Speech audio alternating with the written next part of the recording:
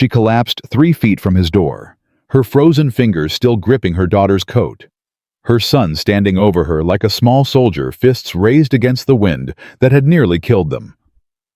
Caleb Thornton hadn't spoken to a living soul in 11 months. Hadn't wanted to. But when he saw that woman fall, saw her children crying in the snow, something long dead inside him cracked open. "Mama won't wake up," the boy whispered. Caleb knelt down, pressed his hand to her ice-cold cheek. She was still breathing, barely. "Get inside," he said. "Both of you, now." Subscribe and follow this story to the very end. Comment your city below. I want to see how far this tale has traveled. The woman's pulse was weak, too weak. Caleb lifted her from the snow, her body weighing almost nothing against his chest. The children followed the boy silent, the girl sobbing into her brother's shoulder. "Is she dead?" the boy asked. "Not yet." Caleb kicked open the door. "Stove's warm. Get by it." Inside the cabin smelled of wood smoke and solitude, dust on every surface. No woman's touch in 8 years. He laid her on the bed in the corner, the only bed, and pressed his palm to her forehead. Cold as river stone. "Blankets," he said to himself. "More blankets." The boy watched him with suspicious eyes. "Who are you?" "Name's Caleb Thornton. This is my land." He pulled quilts from the chest, piling them over her still form. "Who are you?" "Will Calloway. That's my sister Emma. That's our mama." "She got a name." "Margaret. Maggie." The boy's voice cracked. "She's been walking for 3 weeks. Wouldn't stop even when she got sick." Caleb looked at the woman Maggie. Her lips were blue, her breathing shallow. He'd seen men die in blizzards looking healthier than this. 3 weeks from where Missouri. On foot. The horse died outside Cheyenne. She sold the saddle for bread. Caleb said nothing. He went to the stove, poured hot water into a basin, and brought it to the bedside. He pressed a warm cloth to her hands, her face, her neck. "You're gonna make it," he muttered. "You hear me? You're gonna make it." She didn't answer. The girl Emma had stopped crying. She stood by the stove, her small body shaking, her eyes fixed on her mother. "Is Mama going to heaven?" she whispered. Caleb's chest tightened. He'd heard that question before. Asked it himself once, kneeling beside another bed, another woman, another winter that took everything. "No," he said roughly. "She ain't going anywhere." Will moved closer to his sister. "Don't scare her, mister." "I ain't scaring her. I'm telling the truth." Caleb stood, his knees aching from the cold floor. "Your mama's a fighter. I can see it. She walked 3 weeks through hell to keep you alive. That kind of woman don't quit easy." Will's jaw tightened. "How do you know?" "Because quitters don't make it past the first week." For a long moment, the boy studied him. Then slowly he nodded. "There's stew in that pot," Caleb said, gesturing toward the stove. "Feed your sister. Feed yourself. I'll watch your mama." "I don't take charity." "It ain't charity. It's supper." Caleb sat down in the chair beside the bed. "Take it or leave it, but that girl looks hungry enough to eat the furniture." Will hesitated. Then he went to the stove, ladled stew into a bowl, and brought it to Emma. She ate like she hadn't seen food in days. She probably hadn't. Hours passed. The wind screamed outside, throwing snow against the windows like fists. Caleb kept the fire high and the cloths warm, pressing them to Maggie's skin again and again. Around midnight, she stirred. Her eyes opened brown deep, full of confusion, and fixed on his face. "Where?" Her voice was barely a whisper. "My ranch, east of town. You collapsed at my door." She tried to sit up, failed. "My children?" "Safe." Sleeping by the fire. Her eyes darted past him, found Will and Emma curled together on the floor beneath a quilt. Relief flooded her face so raw it made Caleb look away. "Thank you," she breathed. "Don't thank me yet. You ain't out of danger." She closed her eyes again. "I know." He expected her to sleep. Instead, she spoke. "How long was I out?" "Few hours." "Felt like years." She opened her eyes, studying him. "You live here alone?" "I do." "Why?" The question caught him off guard. Nobody asked him why. Nobody talked to him at all, not anymore. "Because I want to," he said. She looked at him for a long moment. "That's a lie." Caleb stiffened. "Excuse me." A man who wanted to be alone wouldn't have carried a dying woman into his house, wouldn't have warmed her hands for hours, wouldn't have fed her children. She paused, catching her breath. "You live alone because you're afraid, not because you want to." No one had spoken to him like that since Rachel died. No one had seen through him that fast. "You don't know me, ma'am." "I know enough." She closed her eyes again. "I know you're kind. That's more than most." By morning, her fever had broken. Caleb woke in the chair, his neck stiff, his back aching. Maggie was sitting up in bed, her color improved, her eyes clear. "You watched me all night," she said. It wasn't a question. "Somebody had to." "You could have let us die." "I could have." He stood stretching. "Didn't." She looked at him, really looked, and something passed between them. Not attraction, not yet. Something raw. Recognition. "Why?" she asked. Caleb thought about it. Thought about the 8 years of silence. The empty bed. The grave on the hill he couldn't bring himself to visit.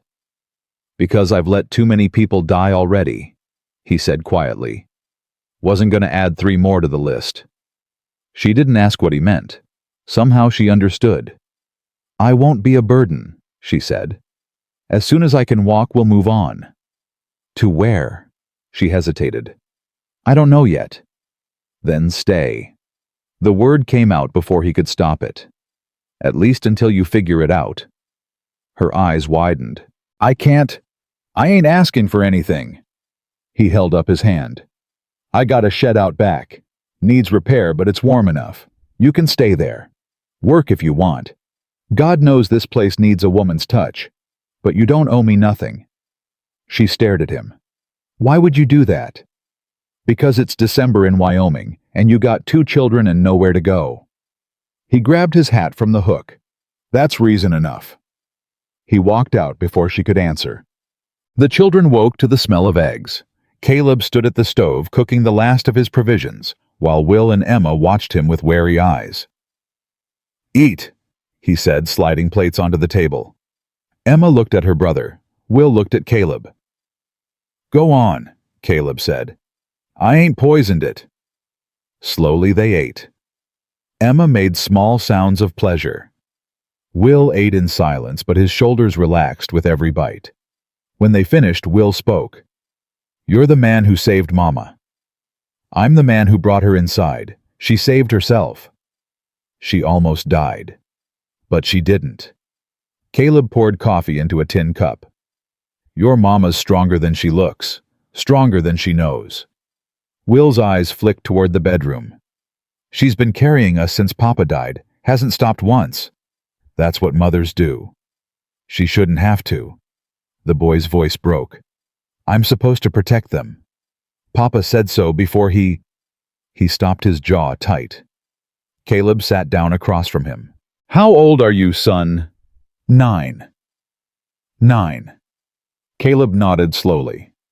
"When I was 9, I couldn't protect anyone. Couldn't even protect myself. You're doing better than I did." "How?" "You're still standing. Your sister's alive. Your mama's breathing." He looked the boy in the eye. "That's protection enough." Will stared at him. Then, very slowly, he nodded. "Thank you, Mr. Thornton." "Caleb." "Thank you, Caleb." Maggie joined them at midday. She moved slowly, bracing herself on walls and furniture, but she moved. When she sat at the table, her children rushed to her. "Mama." Emma wrapped her arms around her mother's waist. "I thought you were dead." "Not yet, sweetheart." Maggie stroked her daughter's hair, her eyes bright with unshed tears. "Not yet." Will stood back, trying to look strong, but his chin trembled. "Come here," Maggie said softly. He went. She pulled him close, holding both children against her, as if the world might rip them away. Caleb watched from across the room. Something twisted in his chest, something he'd thought long dead. "I'm heating water for tea," he said gruffly. "You want some?" Maggie looked up. "Yes, thank you." He turned away, busying himself with the kettle. Behind him he heard her whisper to the children, her voice low and fierce. "We're safe now. You understand? We're safe." He pretended not to hear. That afternoon she insisted on working. "I won't take charity," she said, echoing her son. "Show me what needs doing." "You can barely stand." "Then give me something I can do sitting." Caleb studied her, the set of her jaw, the steel in her eyes. "Fine," he said. "Shirts need mending. You sew. Better than most." He brought her the pile-torn sleeves missing buttons holes from a decade of neglect. She set to work immediately, her fingers quick despite her weakness. "You always this stubborn?" he asked. "My husband used to ask the same thing." "What'd you tell him?" "That stubborn was the reason he married me." A faint smile crossed her face. He couldn't argue with that. Caleb grunted. "Smart man." He was. Her smile faded. He was also a dreamer. Believed this country would give us a fresh start. Believed we could build something out here. And he died before he saw any of it. The needle paused. Her hands trembled. "I'm sorry," Caleb said. "Don't be. You didn't know him." She resumed sewing, her movements precise. "I've buried my grief. What I can't bury is the debt." "Debt?" She looked up. "My husband borrowed money from a man named Silas Crane. Land equipment supplies, everything we needed to start over. When Thomas died, Crane came calling. What did he want? Everything. The wagon, the tools, the horse." Her voice hardened.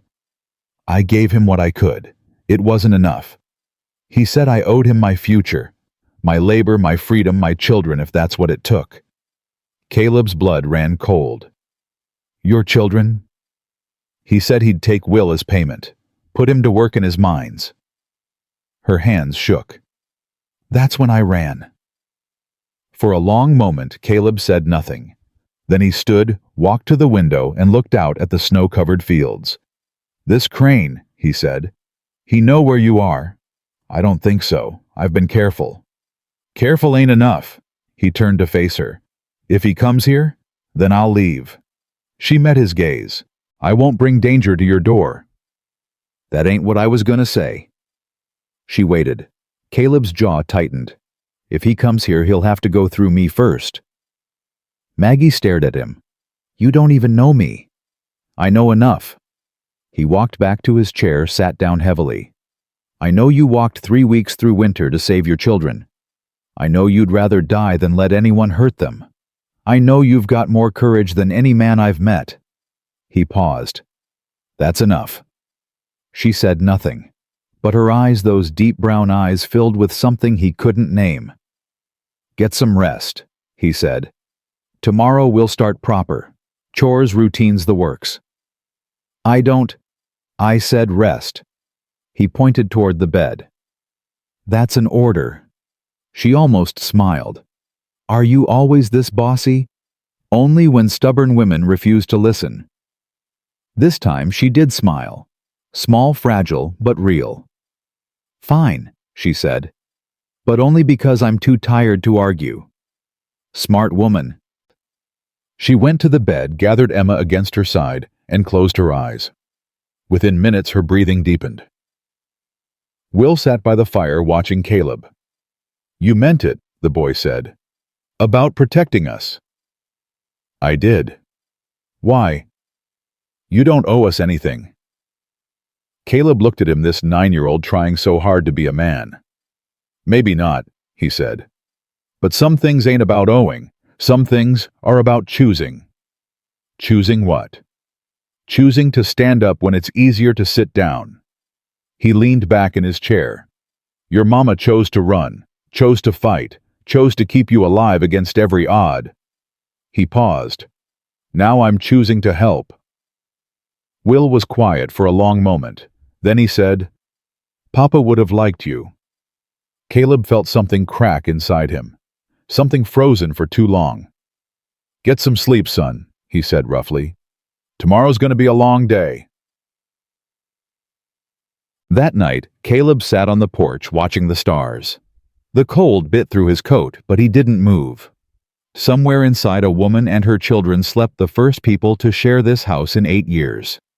He thought about Rachel, about the fever that took her, about the emptiness that followed.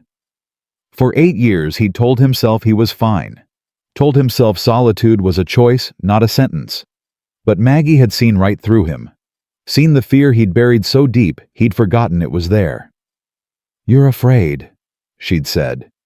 "Not because you want to be alone, because you're scared of what happens when you're not." She was right. And for the first time in 8 years, Caleb Thornton wasn't sure if that scared him or gave him hope. The next morning, everything changed. Caleb was feeding the horses when he heard the sound hooves on frozen ground. He straightened one hand, drifting to the rifle leaning against the barn door. 2 men crested the ridge. Strangers, city clothes, hard eyes. They rode into the yard like they owned it. "Morning," the older one said. He was lean with a scar across his jaw and a smile that never reached his eyes. "Looking for someone. Woman and 2 children. You seen 'em?" Caleb's grip tightened on the rifle. "Can't say I have." The man studied him. "Name's Tucker. Work for a man named Silas Crane. Maybe you've heard of him. Maybe I haven't." Tucker's smile widened. "Well, Mr. Crane's got business with a woman named Margaret Calloway. She owes him a considerable sum. Left Missouri without paying her debts." "That's so." "It is."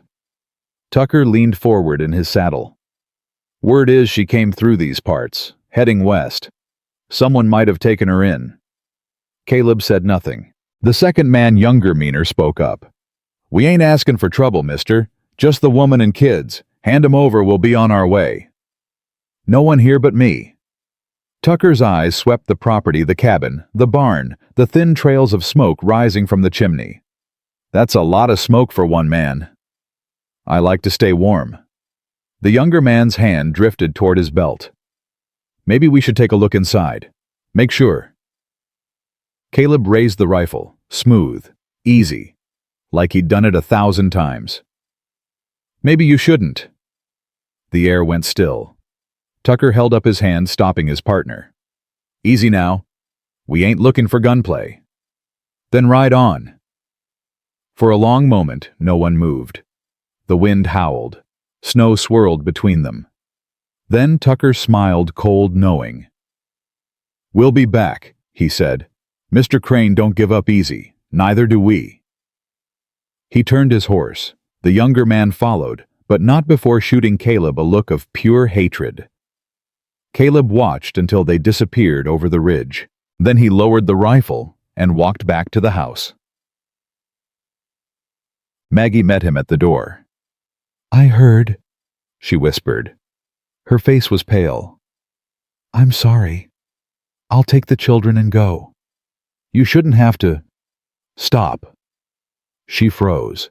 Caleb stepped inside, closing the door behind him. "You ain't going nowhere. You understand? But they'll come back." "I know." He set the rifle against the wall. "And when they do, they'll find the same thing they found today. A man who don't bend. You could die. Could have died 100 times already. Didn't. He looked at her. I made a choice, Maggie. I'm not backing down from it. Her eyes filled with tears. Why? Why would you risk everything for strangers? For a long moment, he didn't answer. Then he said, Because 8 years ago I watched someone I loved die, and I swore I'd never let it happen again, not if I had the power to stop it. A tear slipped down her cheek. I'm not her. No. His voice softened. You're not. But that don't mean you ain't worth saving. She stared at him, this hard-broken man who'd opened his door to strangers, who'd faced down armed men without flinching. Caleb, she whispered. Yeah. Thank you. He nodded once, turned away. But as he walked to the stove, she saw something she hadn't expected. His hands were shaking. That night, none of them slept well. Caleb sat by the window rifle across his knees, watching the dark. Maggie lay in bed, her children pressed close, listening to every creak and whisper. Will stayed awake longest of all, his small hand wrapped around a kitchen knife his mother didn't know he'd taken. Outside, the wind howled, and somewhere in the darkness, men who wanted to destroy them were making plans.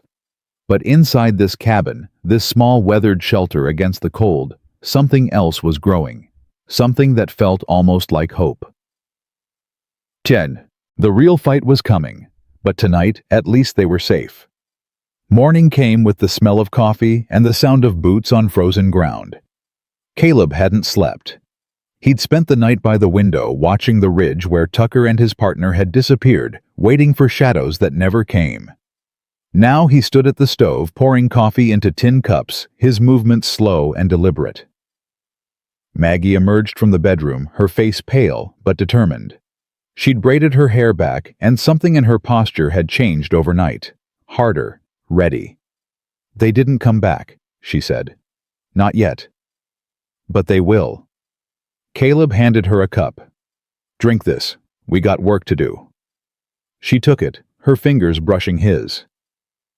Neither acknowledged the touch. What kind of work? The kind that keeps us alive. He grabbed his coat from the hook. I need to know everything about Silas Crane. Everything you haven't told me. Her jaw tightened.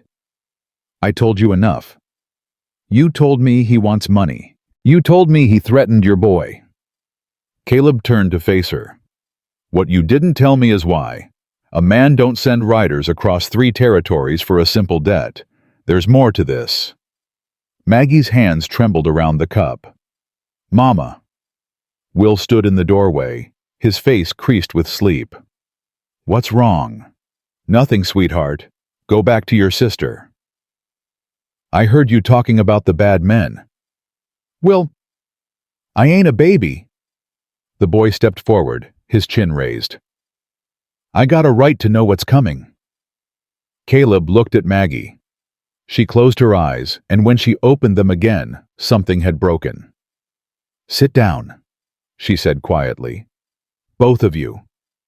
They sat. Maggie set her cup on the table and pressed her palms flat against the wood, steadying herself. Silas Crane wasn't just my husband's creditor, she began. He was his partner. They were going to build a mining operation together. Thomas's knowledge, Silas's money. It was supposed to make us rich. What happened? Caleb asked. Thomas found out Crane was cheating him, skimming profits, forging documents, selling claims that weren't his to sell. Her voice hardened. When Thomas confronted him, Crane threatened to destroy us, said he had connections, lawyers, judges, men who could make evidence disappear. Your husband backed down. My husband was going to expose him. Maggie's eyes met Caleb's. He had proof. Ledgers, letters, witness statements. Enough to put Crane in prison for 20 years. Caleb leaned forward. Where's the proof now? I have it. The words hung in the air. I've been carrying it since Missouri, sewn into the lining of my coat. Maggie walked to where her tattered coat hung by the door and pulled out a small leather pouch. Thomas gave it to me the night before he died, made me swear to keep it hidden. Caleb stared at the pouch. That's why Crane's chasing you, not the debt. The debt's real. But this... She held up the pouch. This could destroy him. Everything he's built, everything he's stolen. Her hand shook. He won't stop until he gets it back. Or until we're dead. Will's face had gone white. Mama, why didn't you tell me? Because I was trying to protect you. By lying. By surviving. She knelt beside him, gripping his shoulders. Everything I've done, every mile we walked, every night we went hungry, I did it for you and Emma. I did it because your father died trying to do the right thing, and I won't let his sacrifice mean nothing. Will's eyes filled with tears. But they'll kill us. They'll try. Maggie pulled him close. But we're not dead yet. Caleb stood his chair scraping against the floor. Where are you going? Maggie asked. To check the perimeter. If Crane's men come back, I want to see them first. He grabbed his rifle. Keep the children inside. Don't open the door for anyone but me. Caleb. He stopped at the threshold. Thank you, she said, for not running. He looked back at her, this woman with her secrets and her courage and her impossible burden. I ain't the running type, he said. Then he was gone. The day passed in tense silence. Caleb walked the fence line, checking for tracks, looking for any sign that Tucker and his partner were watching. He found nothing, but that didn't ease his mind. Men like that didn't give up. They regrouped. They planned. They waited. When he returned to the cabin at midday, Maggie had organized the children. Will was stacking firewood by the door. Emma was helping her mother sort through the meager supplies in the pantry. We need food, Maggie said without looking up. What you have won't last the week. I know. Then we need to go to town. No. She turned. No. Town's the first place they'll look. They'll have eyes everywhere, the general store, the livery, the saloon. The moment you show your face, Crane will know exactly where to find you. Then what do you suggest? We starve? I'll go. Caleb set his rifle against the wall. Alone, tomorrow before dawn, I'll get what we need and be back before noon. And if they recognize you? They won't. I ain't been to town in months. Nobody there knows my business.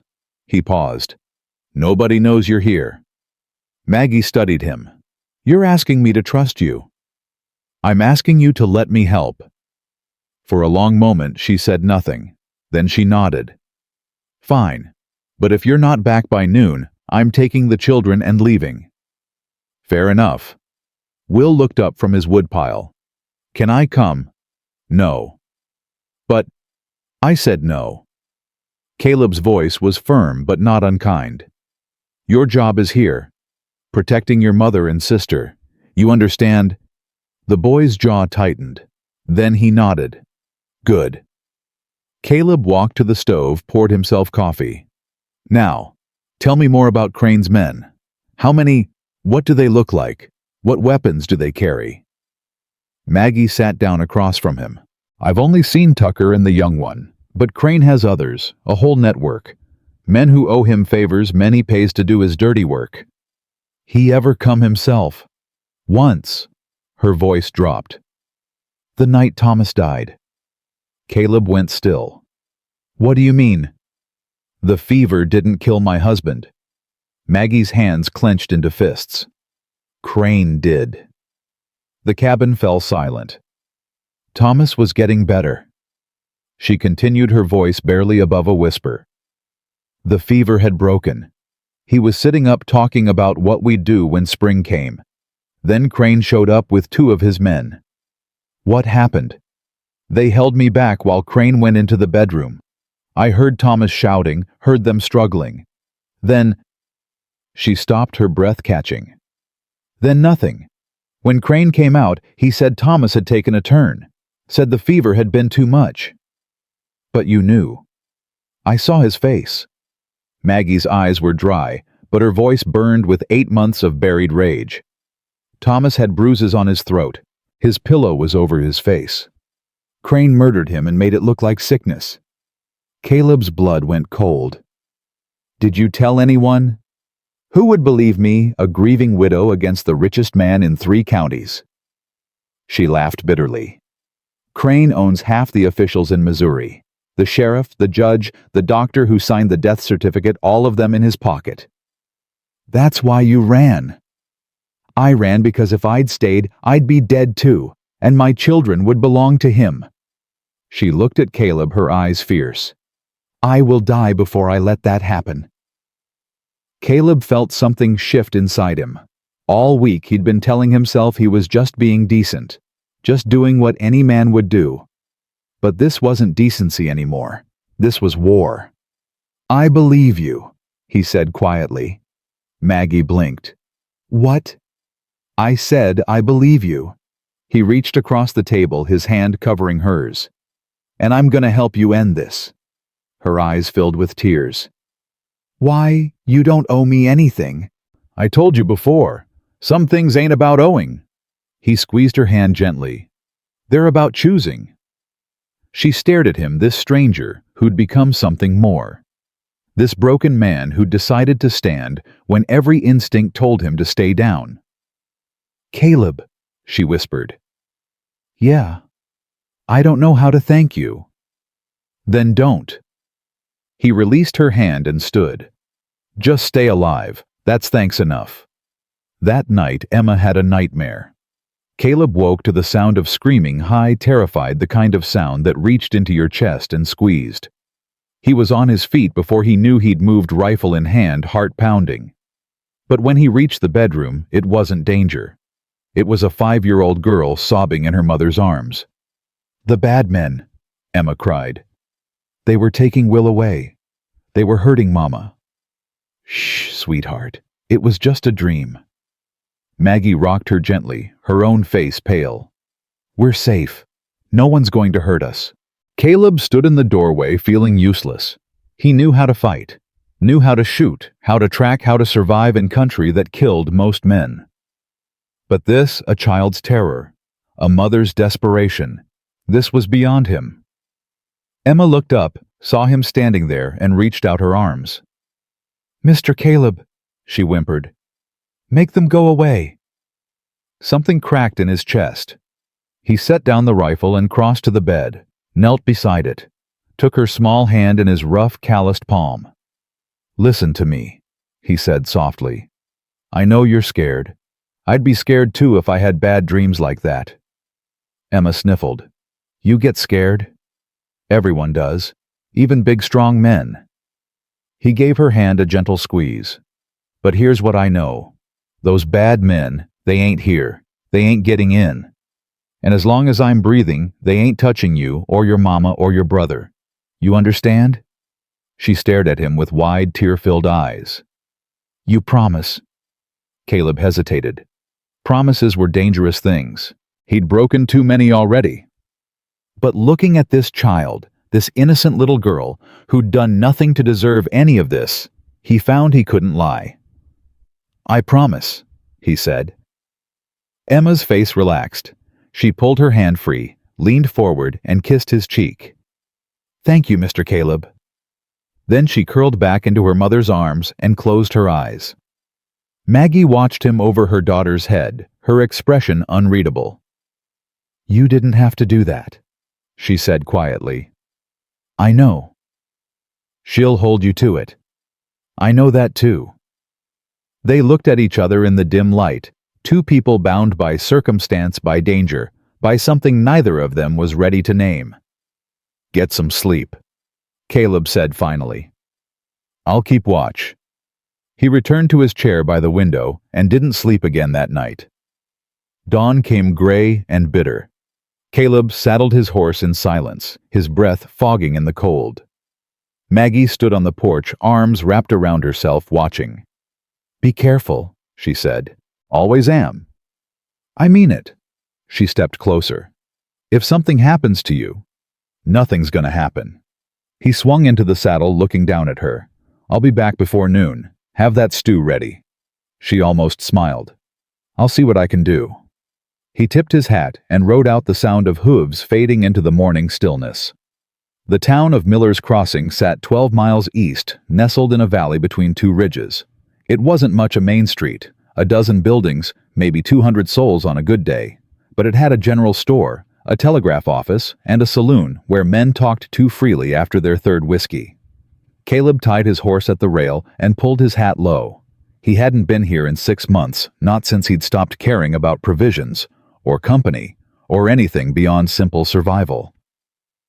The general store was quiet. Old Patterson stood behind the counter squinting at a ledger, his spectacles perched on the end of his nose. "Help you?" he said without looking up. "Need supplies. Flour, sugar, salt. Coffee if you got it." Patterson's head lifted. His eyes widened. "Caleb Thornton. That really you?" "It's me." "Well, I'll be." The old man set down his pencil. "Thought you'd died up there in that cabin of yours. Nobody's seen hide nor hair of you since spring." "Been busy." "Busy doing what?" "Surviving." Caleb laid coins on the counter. "The supplies. How fast can you fill the order?" Patterson studied him for a moment, curiosity plain on his weathered face. Then he shrugged and turned to the shelves. "Give me 10 minutes." While he waited, Caleb drifted toward the window. The street was waking up, a few horses at the livery, a woman sweeping her porch, a pair of men talking outside the saloon. 2 men, city clothes, hard eyes. Caleb's blood froze. Tucker and his partner. They stood not 50 feet away, heads bent together, speaking in low voices. Tucker gestured toward the road that led west, the road to Caleb's ranch. They were planning something, and they were planning it now. "Mr. Thornton." Patterson's voice cut through his thoughts. Caleb turned. "Your order's ready." "Put it on my horse. Back rail brown gelding." Caleb was already moving toward the door. "I got business to attend to." "Business? What kind of—" But Caleb was gone. He slipped out the back, keeping to the shadows between buildings. His heart pounded, but his hands were steady. This was familiar territory, the hunt, the pursuit, the moment before everything went wrong. He circled around until he was behind the saloon, close enough to hear Tucker's voice through the thin walls. "Said to wait for reinforcements. Crane's sending 4 more men. They'll be here by tomorrow night." "Tomorrow night?" The younger man sounded impatient. "That woman could be gone by then." "She ain't going nowhere. Not with those kids. Not in this cold." Tucker's voice dropped. "We watch the roads. Anyone comes or goes, we know about it. When Crane's men get here, we hit the ranch hard. Take the woman alive. The rest—" He paused. "The rest don't matter." Caleb's fists clenched. "The rest don't matter." Meaning him. Meaning Will. Meaning little Emma with her nightmares and her fragile trust. For a long moment he stood there, rage boiling in his chest. He could walk around that corner right now, put a bullet in Tucker's skull before the man knew what hit him. End this before it started. But then, what the younger one would run. Word would get back to Crane. And instead of 4 men, there'd be 40. No. This had to be done smart. Caleb backed away silent as a shadow and returned to the general store. He loaded his supplies, mounted his horse, and rode out of town without looking back. But his mind was racing. They had less than 2 days. 2 days to prepare. 2 days to figure out how to survive what was coming. He pushed the horse harder, the wind cutting through his coat, the landscape blurring past. He had to get back. Had to warn them.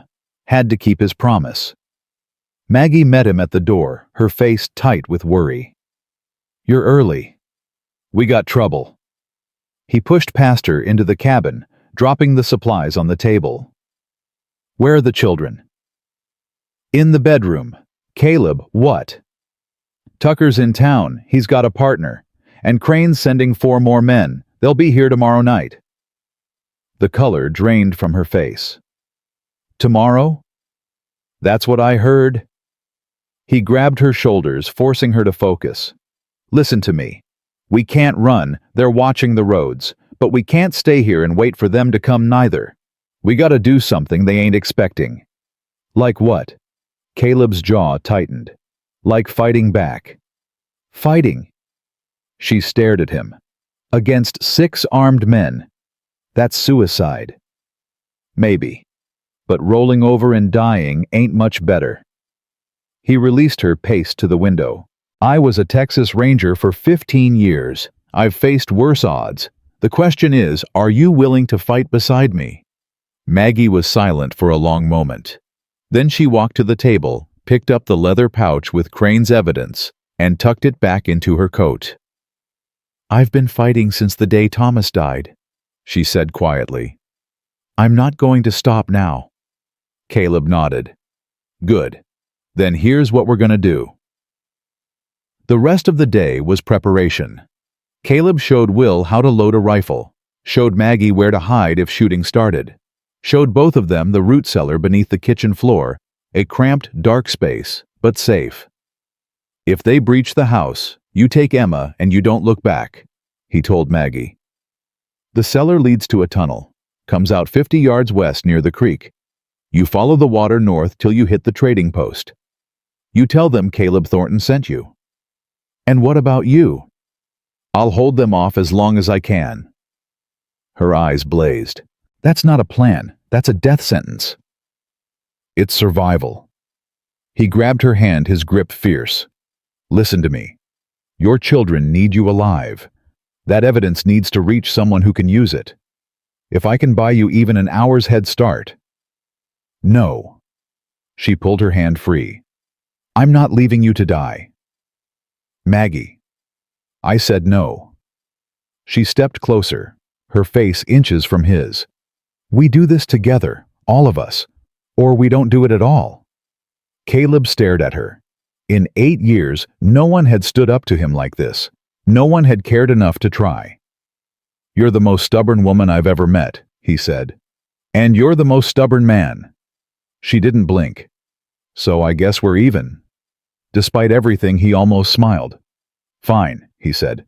Together. But we do it my way. Agreed. They worked through the night, boarding windows, positioning furniture for cover, creating lines of sight from every angle.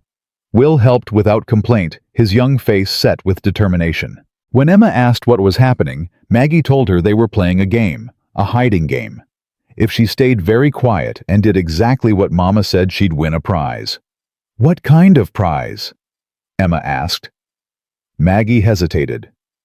The best kind, Caleb said, kneeling beside her. The kind where everybody gets to stay together. Emma smiled. I like that prize. Me too, sweetheart. He ruffled her hair. Me too. By midnight, they'd done everything they could. Caleb sat on the porch, rifle across his knees, watching the darkness.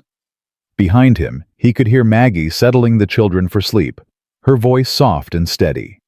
She joined him a few minutes later, wrapping a blanket around her shoulders. They asleep? He asked. Finally. She sat beside him on the step. Will kept asking questions. What if they get through? What if something happens to you? What if...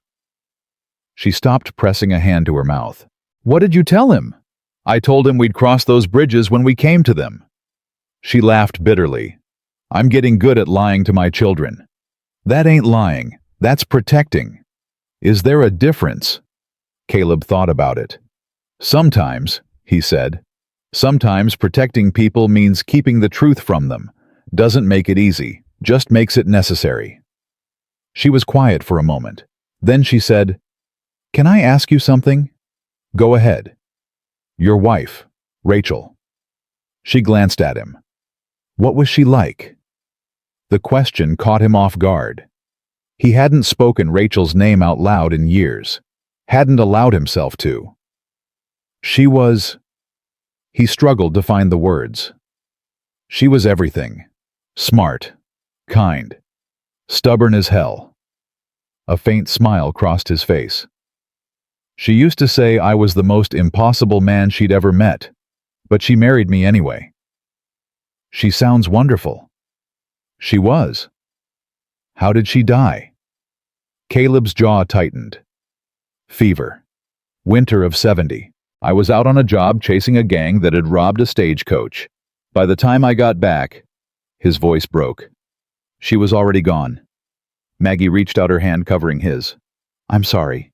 Don't be. It was a long time ago. But his hand turned beneath hers, fingers intertwining. I blamed myself for years, still do sometimes. If I'd been there, you couldn't have known. No, but I could have chosen different. Could have stayed home. Could have been with her when... He stopped, shaking his head. Doesn't matter now. What's done is done. They sat in silence, hands clasped, the cold wrapping around them like a shroud. Caleb, Maggie said quietly. Yeah. If something happens tomorrow, don't. Please, let me say this. She turned to face him, her eyes bright in the moonlight. If something happens, I want you to know that finding you, being found by you, it's the first time in months I've felt like maybe things could be different. Like maybe there's still something worth hoping for. His throat tightened. Maggie. I know it's foolish. I know we barely know each other. But... She squeezed his hand. You made me believe again. Whatever happens tomorrow, I wanted you to know that. For a long moment, he couldn't speak. Then he lifted their joined hands and pressed his lips to her knuckles, gentle, reverent, a promise he wasn't sure he could keep. Get some sleep, he said roughly. Tomorrow's going to be the longest day of our lives. She nodded, released his hand, and went inside. Caleb sat alone on the porch watching the stars wheel overhead. Tomorrow, everything would change. Tomorrow, men would come to kill them. Tomorrow, he'd either save this family or die trying. But tonight, for just a moment, he let himself believe that maybe, just maybe, there was still something worth fighting for. The first gunshot shattered the silence at dawn. Caleb rolled off the porch, rifle in hand, before his eyes were fully open. The bullet had punched through the cabin wall, missing his head by inches. Maggie, he shouted, get the children down. Her voice came from inside, sharp with fear. Already moving. Another shot. Another. Wood splintered above him. Caleb crawled to the edge of the porch, peered around the corner. 3 riders at the fence line. No 4. They'd come early, before the reinforcements. Tucker's voice rang out across the yard.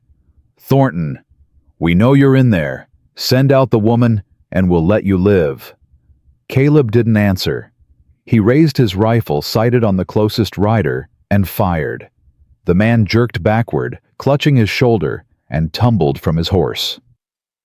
Damn it! Tucker dove for cover behind the water trough. He's armed. Spread out. The riders scattered. Caleb tracked them with his eyes, calculating distances, angles, odds. 4 against 1. 5 if the wounded man got back up. Bad odds. But he'd faced worse. The cabin door cracked open behind him. Will's face appeared pale but determined.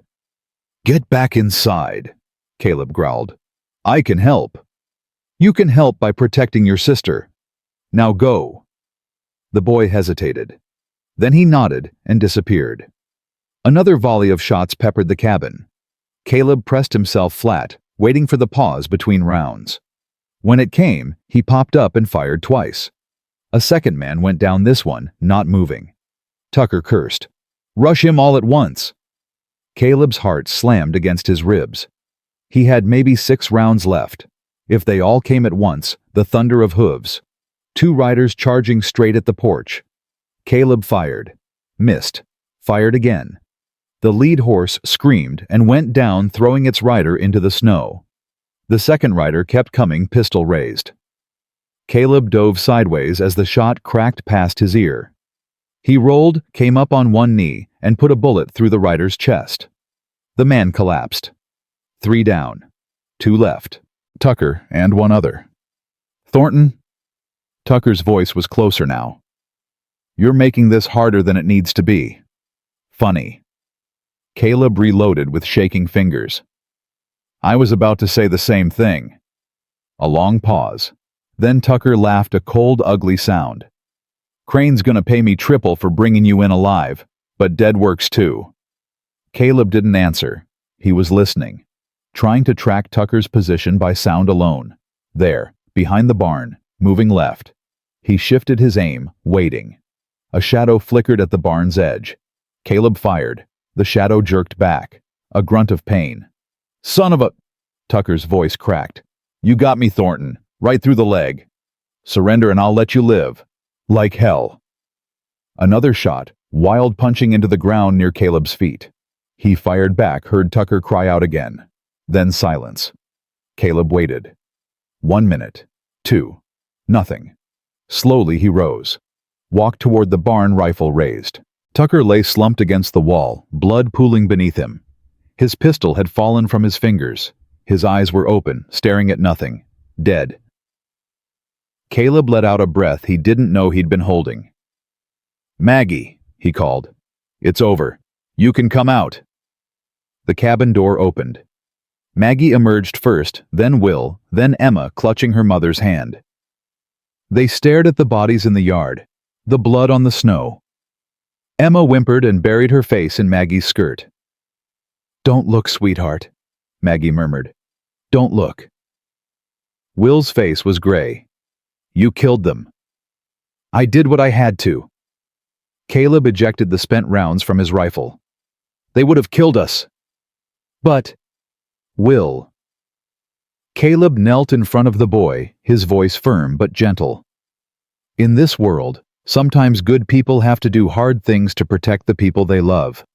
That don't make them bad. It makes them brave." The boy swallowed hard. "Were you scared?" "Terrified."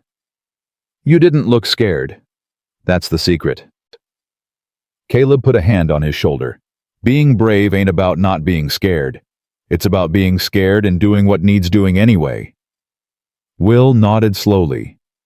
"I want to be like that." "You already are." Maggie moved closer, her face still pale. "What do we do now? There were supposed to be 6 men. Only 4 came." Caleb's jaw tightened. "Which means 2 more are still out there, probably waiting for nightfall. So this isn't over. Not by a long shot." He stood scanning the horizon. "We got maybe 12 hours before they regroup. We need to use that time." "How?" Caleb looked at her. "By going on the offensive." They dragged the bodies behind the barn out of sight, out of mind. Caleb took their weapons, their ammunition, anything useful. 4 pistols, 2 rifles, a hunting knife. "Can you shoot?" he asked Maggie. "Thomas taught me. Good enough to hit a man at 20 yards. She met his eyes. "Good enough to protect my children. That's all I need to know." He handed her one of the pistols. "Keep this on you. Don't hesitate to use it." Will watched them with hungry eyes. "What about me?" Caleb considered. The boy was 9, too young for killing, but old enough to understand what was at stake. "You're the last line of defense," he said. "If anyone gets past me and your mama, you grab Emma and you run. Follow the creek north like I showed you. Don't stop for anything." "But this ain't negotiable." Caleb's voice was hard. "Your sister's safety comes first. Always." Will's shoulders sagged. Then he straightened. "I understand." "Good man." The morning stretched into afternoon. Caleb kept watch from the barn while Maggie stayed with the children inside. The silence was oppressive, broken only by the occasional cry of a crow. Around midday, Maggie brought him coffee and cold biscuits. "You need to eat," she said. "Not hungry." "I don't care." She pressed the cup into his hands. "You're no use to us dead from exhaustion." He almost smiled. "You sound like my wife." Maybe she was onto something. They stood together watching the empty horizon. "The 2 that didn't come," Maggie said quietly. "What do you think they're doing?" "Waiting. Watching." Caleb sipped the coffee. "Probably sent word to Crane by now. Reinforcements could arrive any time." "Then we should leave." "And go where?" He shook his head. They're watching the roads. The moment we move, they'll know. Better to make our stand here, where we know the ground. Maggie was quiet for a moment. Then she said, I never thanked you properly. For what? For believing me. About Thomas. About Crane. Her voice thickened. Everyone else, the sheriff, the neighbors, even Thomas's own brother, they all said I was hysterical, grieving, making up stories to explain why my husband was gone. People believe what's convenient. But you didn't. Caleb looked at her. I've seen enough evil in this world to know what it looks like. Crane's the real deal. Any man who'd murder a sick man in his bed, threaten to take children. His jaw clenched. That ain't just crime, that's wickedness. Maggie's eyes glistened. Thank you. Don't thank me yet. We still got a long night ahead. She nodded, wiped her eyes, and went back to the cabin. Caleb watched her go. Something in his chest ached. Something he'd thought long dead. He pushed it down. There'd be time for feelings later. If there was a later. The sun began its slow descent toward the horizon. Caleb positioned himself at the window rifle ready, watching the shadows lengthen across the snow. Inside, Maggie was telling Emma a story. Something about a princess and a brave knight. The girl's giggles drifted through the thin walls. Normal sounds. Safe sounds. Caleb prayed they'd hear them again tomorrow. Will appeared beside him, silent as a ghost. Thought I told you to stay with your sister. Mama's got her. The boy peered out the window. I wanted to help. You are helping, by staying out of the way. Will flinched like he'd been slapped. That's not fair. Life ain't fair, Caleb glanced at him. But that don't mean you're useless. It means you got a different job. What job?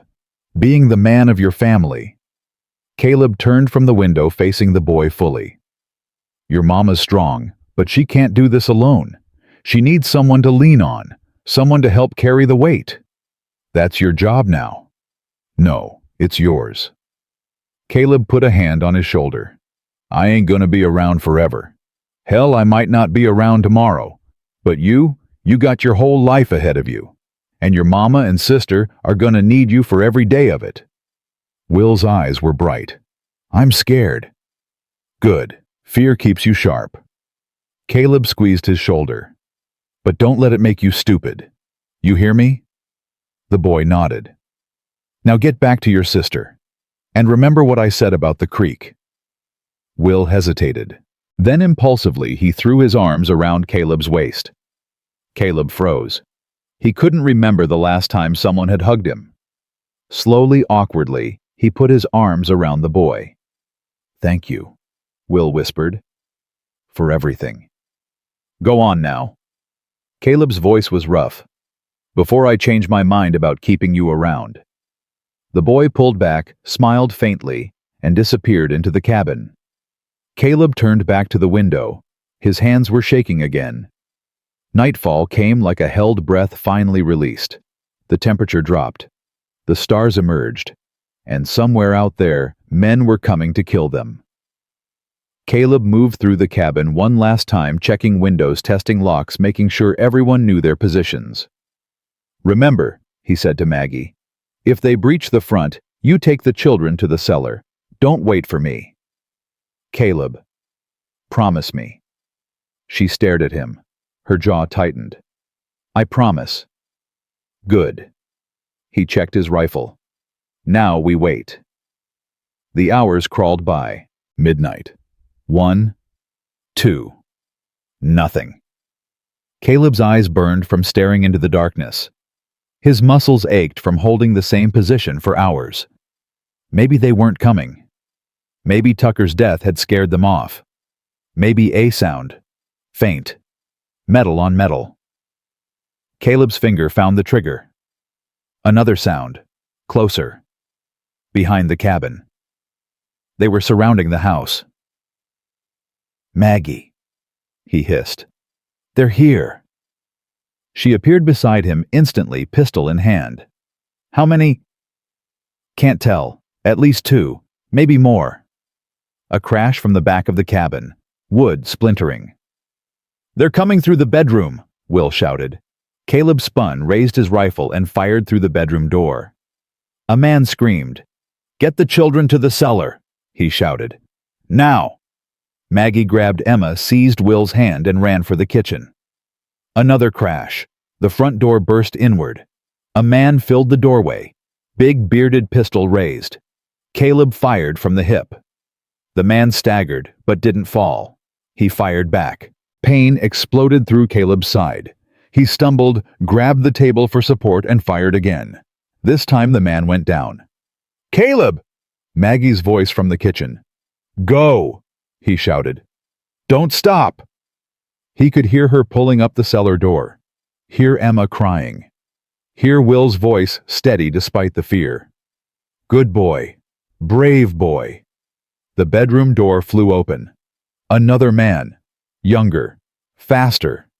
Caleb raised his rifle, but his arms were weak. The bullet went wide. The man tackled him. They crashed to the floor, rifles skittering away. The man's hands found Caleb's throat. "Should have minded your own business," the man snarled. Caleb couldn't breathe. His vision was going dark. His fingers scrabbled at the floor, searching for anything, any weapon. His hand closed on the hunting knife. He drove it upward. The man's eyes went wide. His grip loosened. He slumped sideways, blood spreading across his chest. Caleb gasped for air, rolled onto his side, and pressed his hand to the wound in his ribs. It was bad. He could feel that much. But he was still breathing. Still fighting. He forced himself to his feet, retrieved his rifle, and staggered toward the kitchen. The cellar door was open. Maggie and the children were gone. Good. They'd made it. Now he just had to survive long enough to see them again. He made it to the back door before his legs gave out. The world tilted. The snow rushed up to meet him. He lay there staring at the stars, feeling his blood seep into the frozen ground. So, this is how it ends, he thought. Alone, in the cold. Just like Rachel. He closed his eyes. A hand touched his face. "Caleb. Caleb, can you hear me?" Maggie's voice. Close. Desperate. He forced his eyes open. She was kneeling beside him, her face pale, her hands covered in his blood. "Told you to run," he whispered. "And I told you we'd do this together." Tears streamed down her cheeks. "I'm not leaving you." "The children?" "Will has Emma. They're safe in the tunnel." She pressed her hands against his wound. "Now shut up and let me help you." He tried to laugh. It came out as a cough. "Stubborn woman." "Stubborn man." She was crying openly now. "Don't you dare die on me, Caleb Thornton. Don't you dare." He reached up, touched her face. Her skin was warm against his frozen fingers. "Wasn't planning on it," he said. Then everything went dark. When he woke, he was inside the cabin. The fire was burning. Bandages wrapped his ribs. His mouth tasted like copper and regret. He tried to sit up. Agony lanced through his side. "Easy." Maggie's hand pressed against his chest. "You've lost a lot of blood." "The men. Dead. All of them." Her voice was flat. "I checked." Caleb stared at her. "You." "Will helped me drag you inside. Emma's asleep in the cellar." She swallowed hard. "I spent 2 hours stitching you up with thread from my sewing kit. You're lucky the bullet went clean through." He looked at her, this woman who'd walked 3 weeks through winter, who'd faced down armed men, who'd sewn his wounds with her own hands. "You saved my life." "You saved ours first." She brushed hair from his forehead. "Call it even." He caught her hand, held it against his chest. "Maggie." "Don't." Her voice broke. "Don't say anything you might regret." "I ain't gonna regret it." He pulled her closer. "I spent 8 years telling myself I was fine alone. That I didn't need anyone. That it was safer that way." "Caleb?" "I was wrong." He looked into her eyes. You and those children, you're the first thing that's made sense to me since Rachel died. And I ain't letting that go. Not now. Not ever." Tears spilled down her cheeks. "You could have died tonight. But I didn't." He squeezed her hand. "We're both still here. That's gotta mean something." She stared at him for a long moment. Then she leaned down and pressed her lips to his forehead. "It does," she whispered. "It means everything." They stayed like that for a long time, her hand in his, her head resting against his chest, the fire crackling in the silence. Outside, the dead lay cold beneath the stars. Inside, two people who'd lost everything found something worth keeping. It wasn't love. Not yet. But it was close. The next morning, Will brought news. He'd crept out at dawn to check the bodies, count the weapons, make sure no one was left alive. When he came back, his face was troubled. "There's something you should see," he said. Caleb couldn't walk, so Maggie went. She returned 20 minutes later, her face white as ash. "What is it?" Caleb asked. She held up a piece of paper. "I found this in Tucker's pocket." He took it, read it. His blood went cold. "Crane's coming himself," he said. "Tomorrow." Maggie nodded. "With 20 men." The paper crumpled in his fist. "Then we got 1 day," he said. 1 day to figure out how to beat an army." Maggie sat beside him, her hand finding his. "We'll find a way." "How can you be so sure?" She looked at him, this battered, broken man who'd risked everything for strangers. "Because we're not alone anymore," she said. "And that changes everything." Caleb stared at her. Then slowly he nodded. 1 day. They had 1 day to prepare for the fight of their lives. And he'd be damned if he wasted a single second. Caleb forced himself to stand by noon. Every breath was a knife in his ribs. Every step threatened to drop him. But he couldn't afford to be weak. Not now. Not with Crane coming. Maggie watched him struggle across the room, her face tight with worry. "You're going to tear your stitches. Then you'll sew me up again." He grabbed the doorframe, steadying himself. "We need a plan. The plan is you rest while I figure this out. 20 men, Maggie." He turned to face her. 20 armed men against a wounded rancher, a widow, and 2 children. Resting ain't gonna change those odds. She flinched. "Then what will—" Caleb was quiet for a moment. Then he said, "We need help." "From who?" "The sheriff's in Crane's pocket. The townspeople are too scared to—" "Not the townspeople." He limped toward the table, lowered himself into a chair. "There's a man, lives about 6 miles north, name's Henry Blackwood. He used to ride with me back in my ranger days." "You trust him?" "With my life." Caleb met her eyes. "He owes me a debt. I saved his wife and daughter from a gang of outlaws 10 years back. He swore he'd repay me someday." Maggie's expression shifted. "You think he'd come?" "Only one way to find out." He looked toward the bedroom, where Will was watching Emma sleep. "I need to send a message. Will's the only one who can carry it." "No." The word came out sharp. "Absolutely not." "Maggie. He's 9 years old. He's also the fastest rider we've got." Caleb's voice was steady. "I can barely stand. You need to stay here in case Crane's scouts show early. Will's our only chance." Her hands trembled. "If something happens to him—" "Nothing will happen." Caleb reached for her, pulling her close. "Blackwood's place is straight north. Open country. Will follows the creek, stays out of sight, delivers the message, and comes straight back. He can do this." "How can you be sure?" "Because he's your son." Caleb squeezed her hands. "And you raised him strong." Maggie stared at him, tears welling in her eyes. Then she pulled away and walked to the bedroom door. "Will," she said quietly. "Come here." The boy appeared immediately, his face alert. "What's wrong?" Maggie knelt in front of him, gripping his shoulders. "We need you to do something dangerous." Will's jaw tightened. Tell me." She explained the mission, the route, the message, the stakes. Will listened without interrupting, his young face growing harder with each word.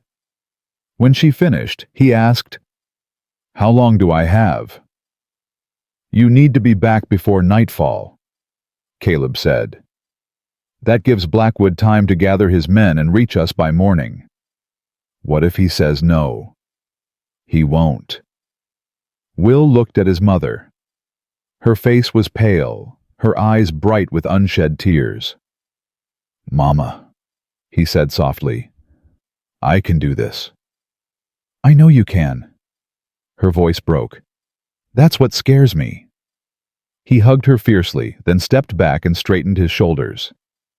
"I'll be back," he said. "I promise." Caleb handed him a folded piece of paper. "Give this to Blackwood. No one else. You understand?" "Yes, sir." "And Will?" Caleb caught the boy's arm.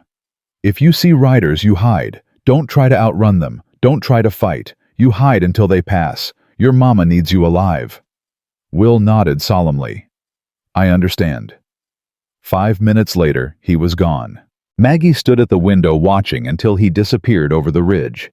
Her body was rigid, her hands clenched into fists. "He'll be fine," Caleb said.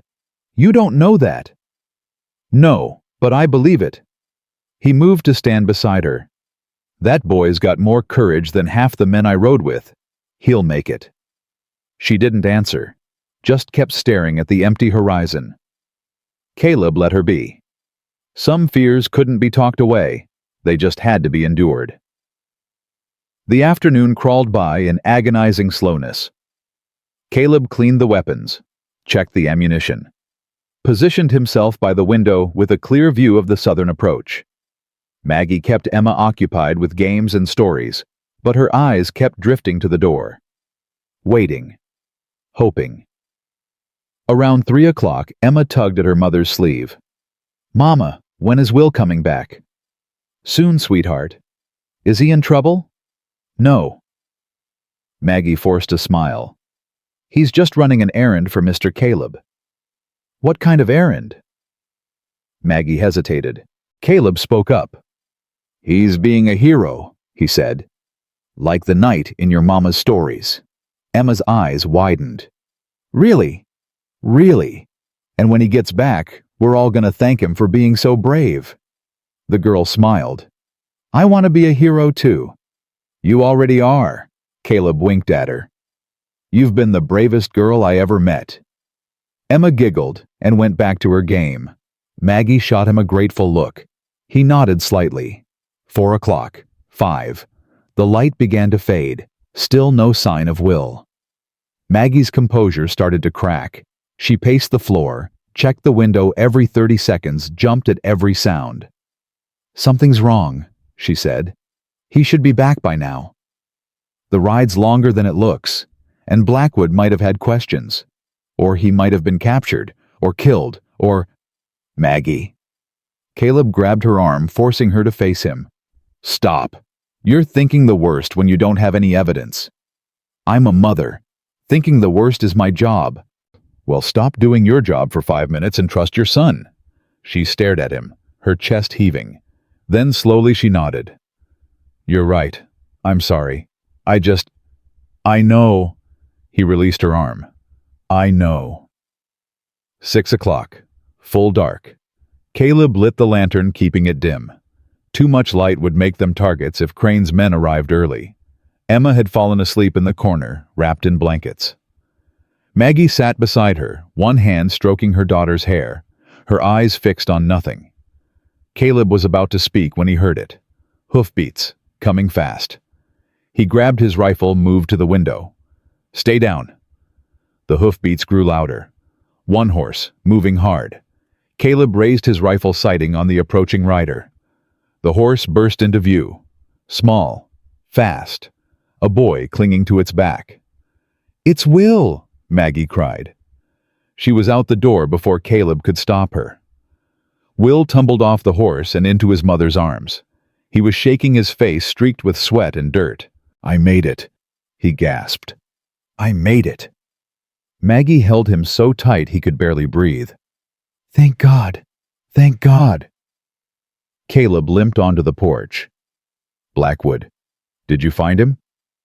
Will nodded, pulling back from his mother. "He's coming. Said he'd bring 8 men. They'll be here by dawn." 8 men. Caleb exhaled slowly. "That's not 20, but it's a start." "There's more." Will reached into his coat and pulled out a second piece of paper. "Mr. Blackwood said to give you this. Said you'd understand." Caleb took the paper, unfolded it, and read. His face went pale.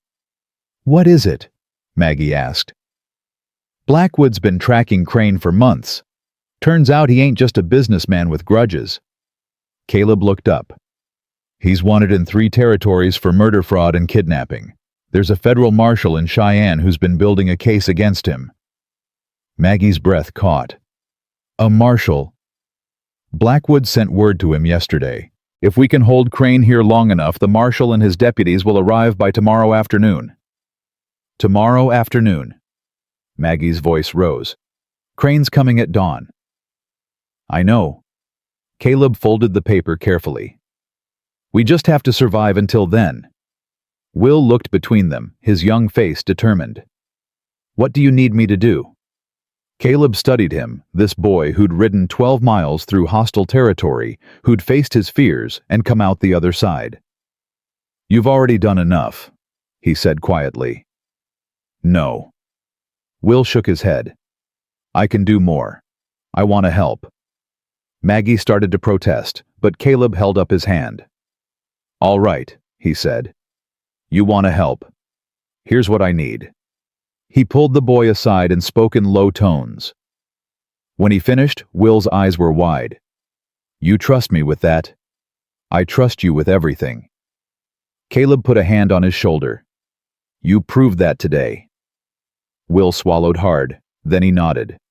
"I won't let you down." "I know you won't." The night deepened. Caleb positioned everyone in their places. Maggie by the cellar door with a pistol.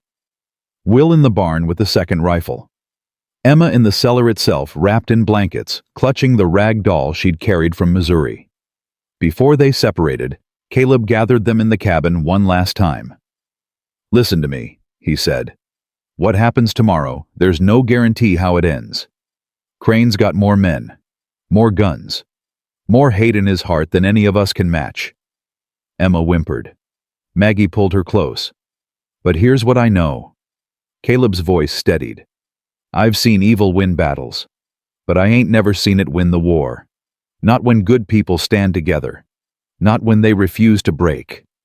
He looked at each of them in turn, Will with his fierce determination, Maggie with her quiet strength, Emma with her innocent trust. "You 3 are the bravest people I've ever known," he said. "Whatever happens tomorrow, I want you to remember that." Will's chin trembled. "What if we die?" "Then we die together." Caleb's voice was rough. "But I ain't planning on that, and neither should you." Maggie stepped forward, her eyes bright with tears. "Caleb," she whispered. He turned to her. She reached up, cupped his face in her hands, and kissed him. Not on the forehead, not on the cheek, on the lips. It was brief, desperate. The kind of kiss that said everything words couldn't. When she pulled back, her voice was steady.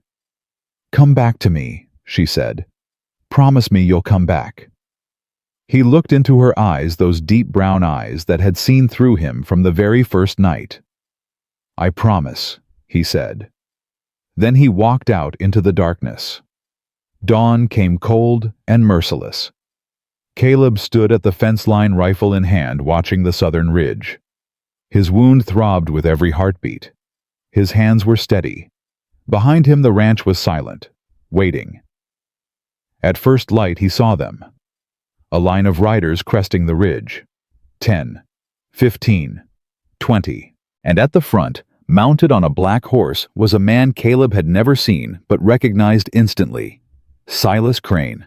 Tall, thin, dressed in black like a preacher at a funeral. His face was narrow, his eyes cold as winter stone. He rode up to the fence and stopped. Caleb Thornton, he said. His voice was smooth, cultured, the voice of a man who'd never had to raise it to be obeyed. Silas Crane. Caleb didn't lower his rifle. Heard a lot about you. I imagine you have. Crane's lips curved into something that wasn't quite a smile.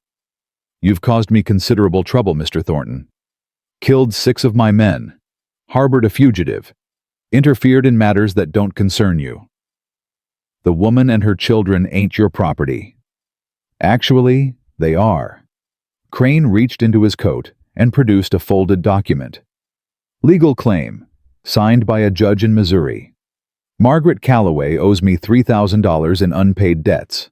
Until that debt is settled, she and her children are mine to dispose of as I see fit.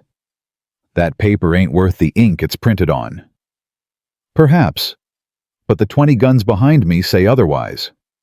Crane's smile widened. Be reasonable, Mr. Thornton. Hand over the woman and her brats. Let me collect what's owed, and I'll let you walk away from this alive. Caleb's finger tightened on the trigger. Counteroffer. You turn those horses around, ride back to whatever hole you crawled out of, and I don't put a bullet between your eyes. Crane laughed a cold, hollow sound. You're wounded, outnumbered, alone. He shook his head. What possible chance do you think you have? Caleb smiled. I ain't alone. A shot rang out from the ridge behind Crane. One of his men toppled from his horse. Crane whirled. More shots. 2 more men fell. Henry Blackwood's riders came pouring over the hill. 8 men guns blazing war cries splitting the morning air. It's a trap, someone shouted. Chaos erupted. Caleb dove for cover as bullets tore through the air. He fired, reloaded, fired again. Men screamed. Horses reared. Through the smoke, he saw Crane wheeling his horse toward the cabin where Maggie was hiding. No! Caleb broke from cover, running despite the pain. Crane reached the porch first. He kicked open the door and disappeared inside. Caleb heard Maggie scream. He crashed through the doorway, rifle raised. Crane stood in the middle of the room, one arm wrapped around Maggie's throat, a pistol pressed to her temple. Drop it, Crane said calmly, or I paint the walls with her brains. Caleb froze. Let her go. Drop the rifle first. Caleb's hands shook. His wound screamed. Every instinct told him to shoot. But one wrong move, and Maggie was dead. Slowly he lowered the rifle to the floor. Kick it away. He kicked it. Crane smiled. There, that's better. He tightened his grip on Maggie's throat. Now, where's the evidence? I don't know what you're talking about. Don't insult my intelligence. Crane's voice hardened. Thomas Calloway collected documents that could destroy me. His widow has been carrying them for 8 months. I want them. Now. Maggie's eyes met Caleb's. She gave an almost imperceptible shake of her head. Don't tell him. Caleb's heart clenched. She doesn't have them, he said. She burned them weeks ago. Crane's face twisted. You're lying. Check her coat. Check her bags. Check every inch of this cabin. Caleb spread his hands. You won't find anything. For a long moment, Crane stared at him. Then his grip on Maggie tightened. Fine, he said. Then she's of no use to me. He cocked the pistol. Wait. Caleb's voice cracked. Wait, I'll tell you. Just let her go. Tell me first. They're in the barn, hidden in the hayloft, a leather pouch sewn into an old saddle. Crane studied him, calculating. If you're lying, I ain't lying. Just let her go. Another long moment. Then Crane shoved Maggie forward. She stumbled into Caleb's arms. Watch them, Crane said to one of his men who'd followed him inside. If either one moves, shoot them both. He walked out toward the barn. Caleb held Maggie tight, his mind racing. The documents, she whispered. They're not in the barn. I know. Then why? Because the barn, Caleb said quietly, "is where Will is hiding." Maggie's face went white. "Oh God." "Trust me." Caleb's eyes never left the guard. "Trust your son." Outside, Crane's boots crunched toward the barn. Inside, Caleb counted the seconds. 1, 2, 3. A gunshot. Then another. Then silence. The guard turned toward the sound, momentarily distracted. Caleb moved. He grabbed the hunting knife from his belt and drove it into the guard's side. The man gasped, crumpled, and went still. Caleb seized the fallen rifle and ran for the barn. He found Crane on the ground, clutching his shoulder. Blood seeped between his fingers. Above him in the hayloft stood Will. The boy's face was pale. His hands trembled around the rifle, but his voice was steady. "Don't move," he said to Crane, "or the next one goes through your head." Caleb stopped in the doorway, breathing hard. "Will." The boy glanced at him.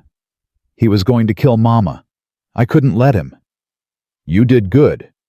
Caleb moved forward, keeping his rifle trained on Crane. "You did real good." Crane looked up at them, his face twisted with rage and pain.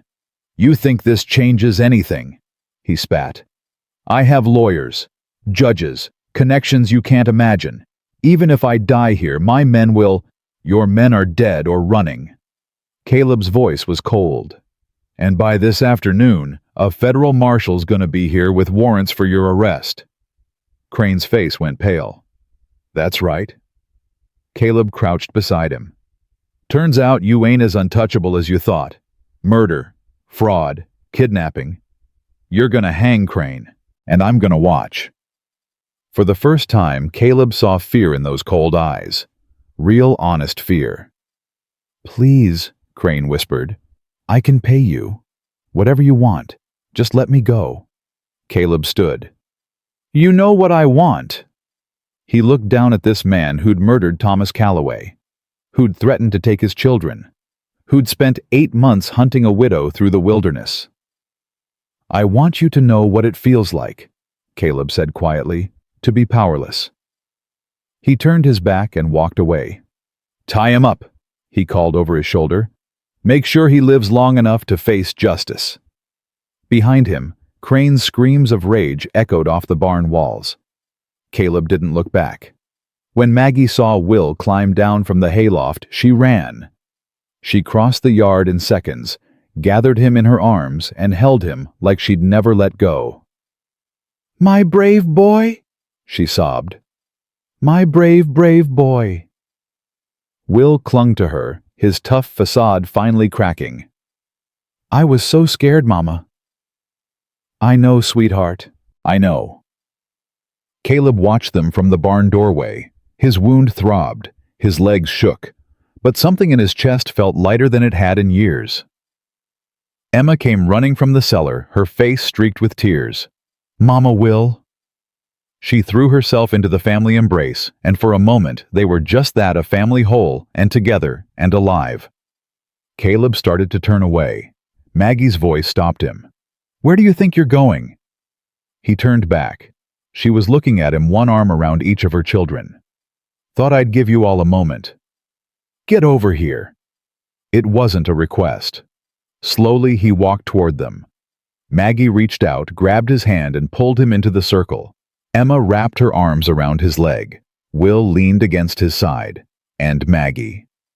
Maggie pressed her forehead to his chest and whispered, "Thank you." Caleb stood there, surrounded by this family that wasn't his by blood, but was his by choice.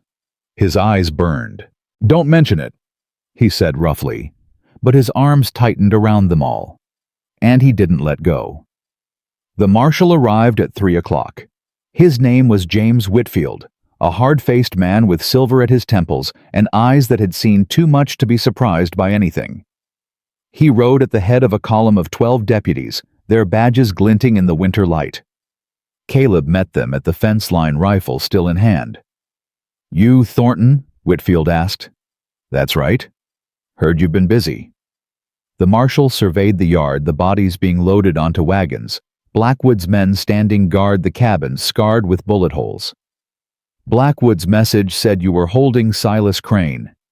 He's in the barn, tied up and bleeding but alive. Good.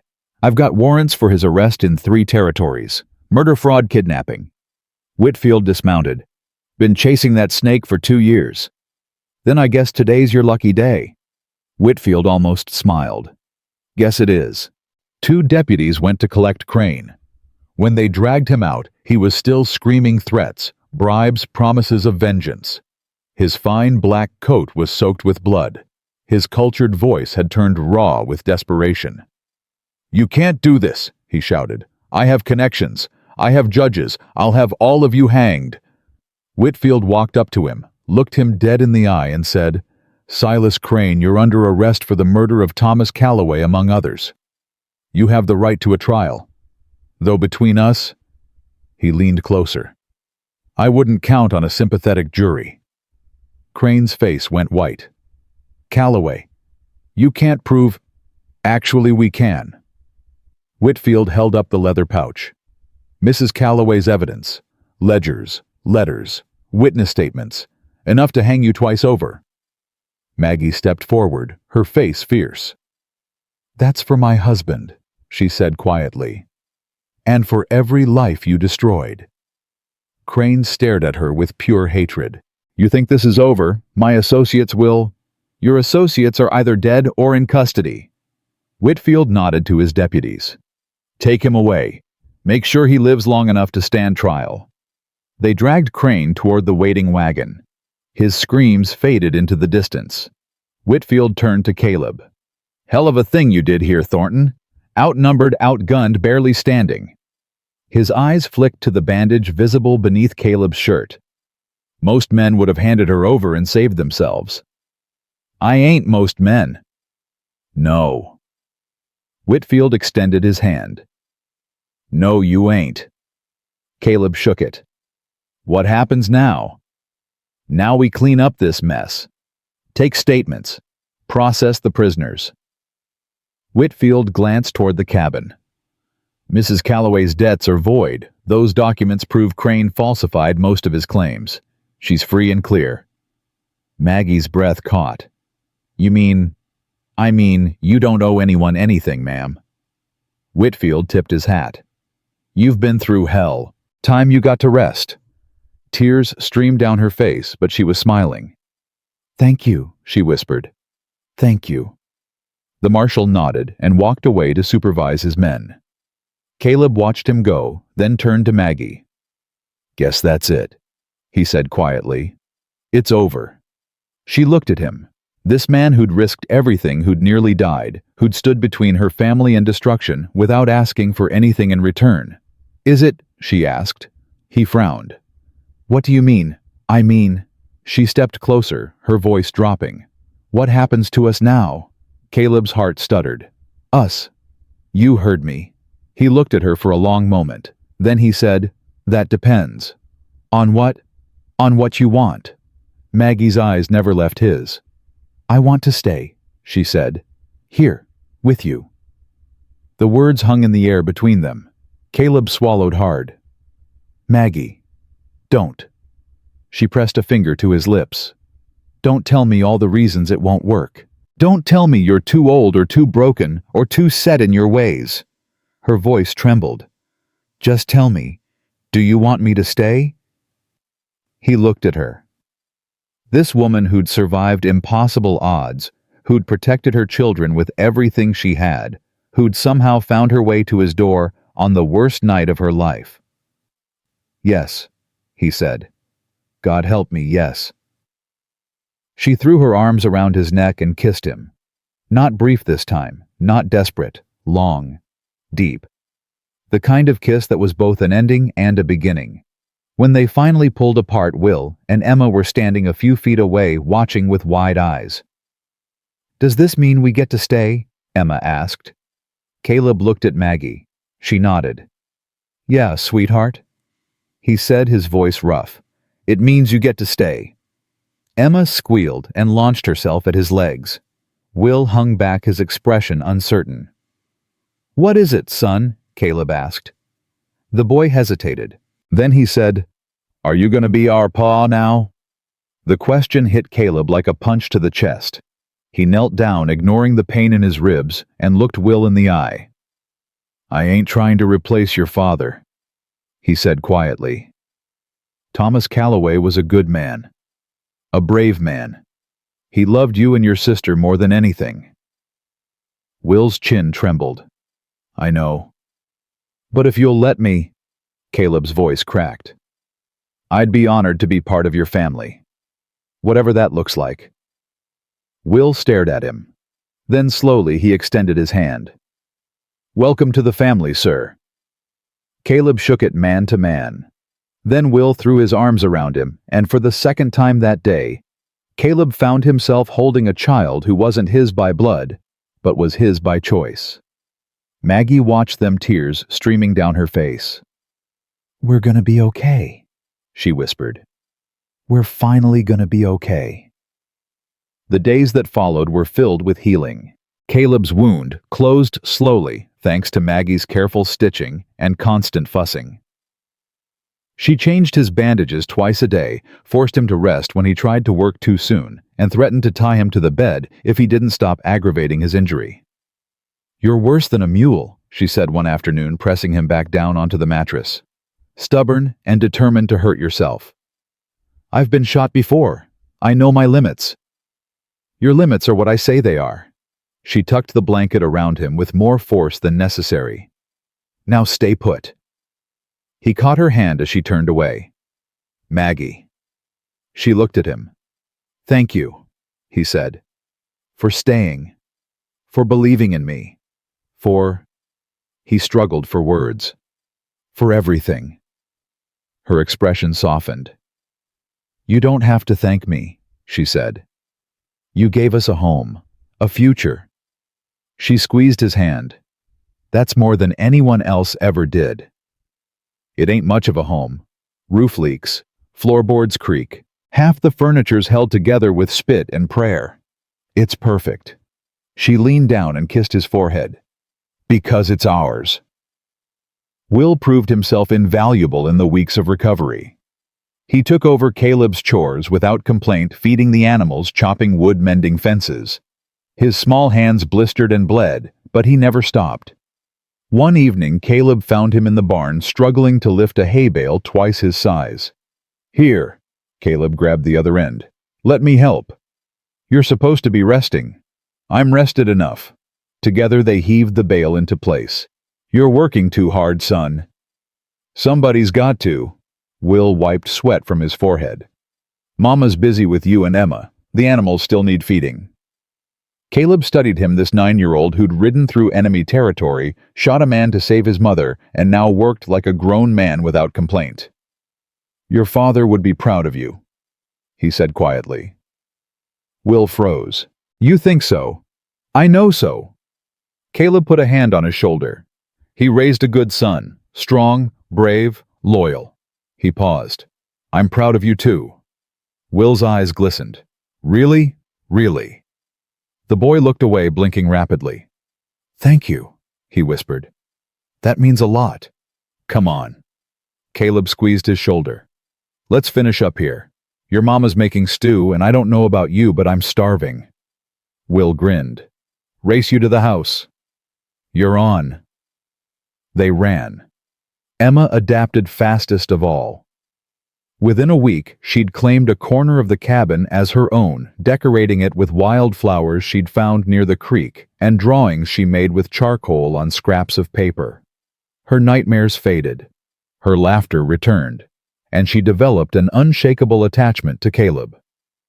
"Mr. Caleb," she said one morning, tugging at his sleeve, "will you teach me to ride a horse? When you're bigger." "I'm big now." "You're 5. 5 is big." She crossed her arms. "Mama said so." Caleb looked at Maggie for help. She just smiled and shrugged. "Fine," he sighed. "But we start slow.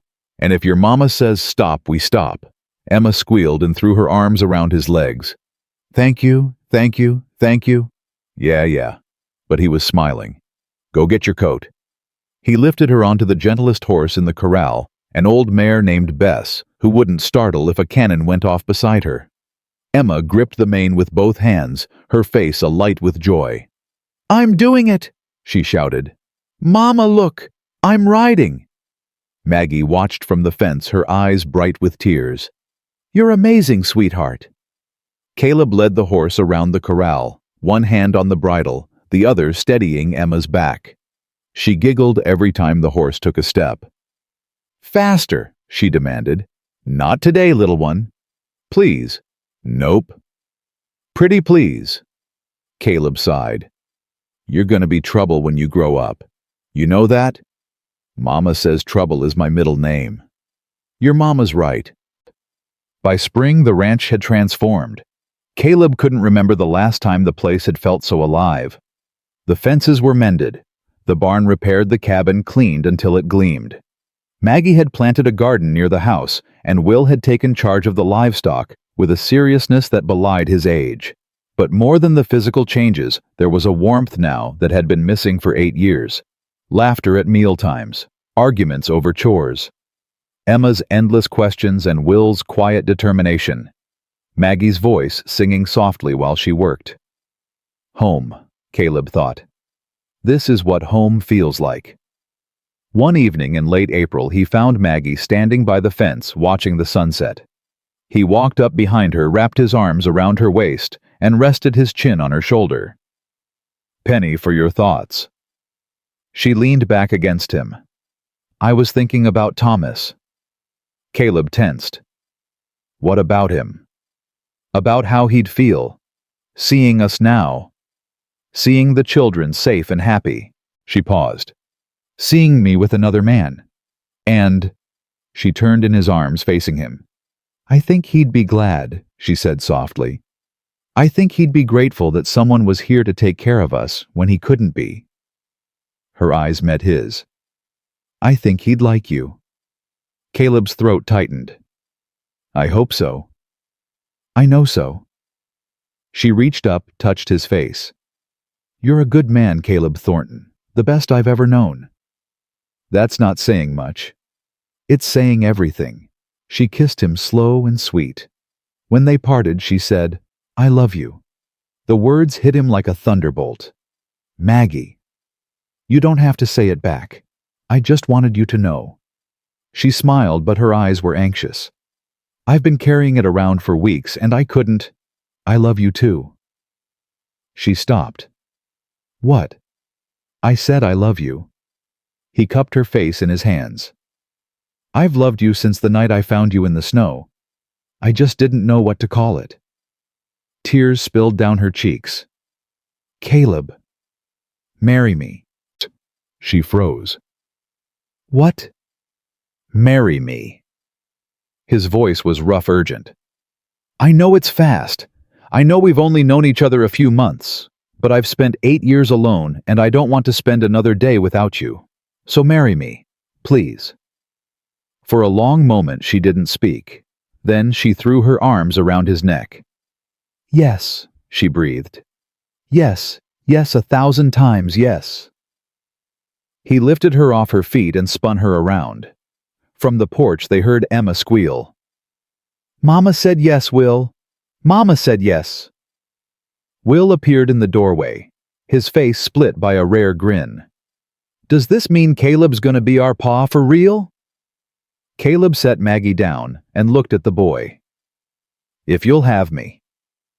Will walked forward, his expression solemn. "I'll have you," he said, then softer. "Pa." Caleb's vision blurred. "Get over here." They came together in a tangle of arms and tears, Maggie and Will and Emma and Caleb.